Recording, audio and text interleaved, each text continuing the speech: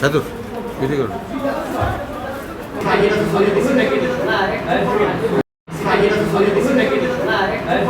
Kasba টিয়ালি degree college কেন্দ্রে আমাদের মহিলা কলেজের ছাত্রীদের আসন বিন্যাস হয় এবং তাদের পরীক্ষা কেন্দ্র এটি।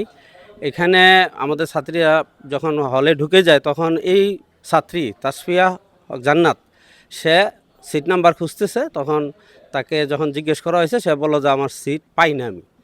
তা যখন সিট না পাওয়ার ফলে আমরাও নিজেরও সিট নাম্বার খুঁজছি, কিন্তু তার প্রবেশপত্রের সাথে রোল নাম্বারের সাথে তার কোনো সিট নাম্বার এখানে নাই।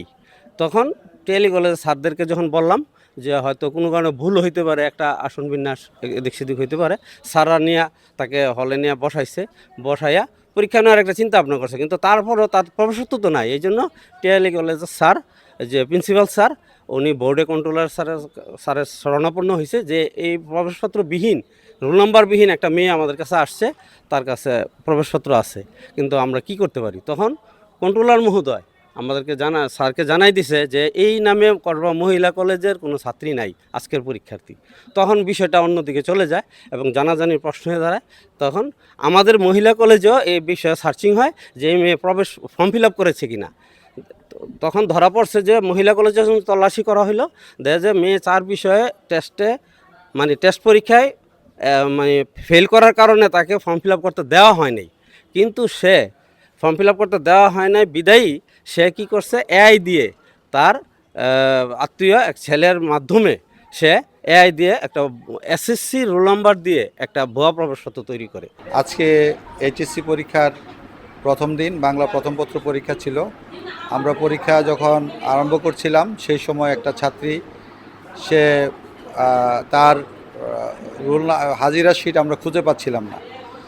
তখন আমরা সংশ্লিষ্ট কর্তৃপক্ষ, কসবা উপজেলা নির্বাহী কর্মকর্তা মহোদয় সাথে যোগাযোগ করি এবং তাৎক্ষণিকভাবে আমি বোর্ডের ডেপুটি কন্ট্রোলার সালাউদ্দিন স্যারের সাথে যোগাযোগ করি। বোর্ড থেকে আমাকে নির্দেশ দিলেন যে তার পরীক্ষাটা চলুক, যেহেতু অবজেক্টিভ পরীক্ষা চলতেছে সীমিত সময়ের মধ্যে, আপনি আমাদেরকে তার অ্যাডমিট কার্ডটা পাঠিয়ে দেন। আমরা অ্যাডমিট কার্ডটা পাঠানোর পরে আমাদেরকে বোর্ড থেকে জানানো হলো যে অ্যাডমিট কার্ডটি ভুয়া, অ্যাডমিট কার্ডটি সম্পূর্ণ ফলস। তাৎক্ষণিকভাবে আমরা ওই মেয়েকে হল থেকে বের করে নিয়ে আসলাম এবং প্রশাসনকে অবহিত করলাম যে সে আসলে ফলস স্টুডেন্ট, সে ফর্ম ফিল আপই করেনি। এবং এক পর্যায়ে আমাদের সাথে সেই ছাত্রী স্বীকার করতে বাধ্য হয়েছে যে সে আসলে ফর্ম ফিল আপ করে নাই এবং সে অন্য কারোর সহযোগিতায় এই ফলস অ্যাডমিট কার্ডটি তৈরি করেছে এআই দিয়ে। এটি আমরা জানতে পারলাম।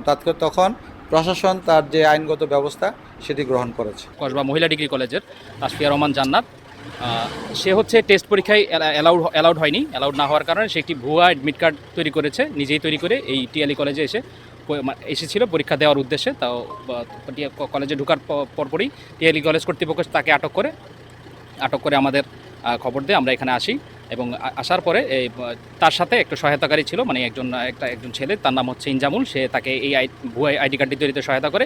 আমরা দুইজনের বিরুদ্ধে মোবাইল কোর্ট পরিচালনা করি এবং আইনানুগ ব্যবস্থা নিই।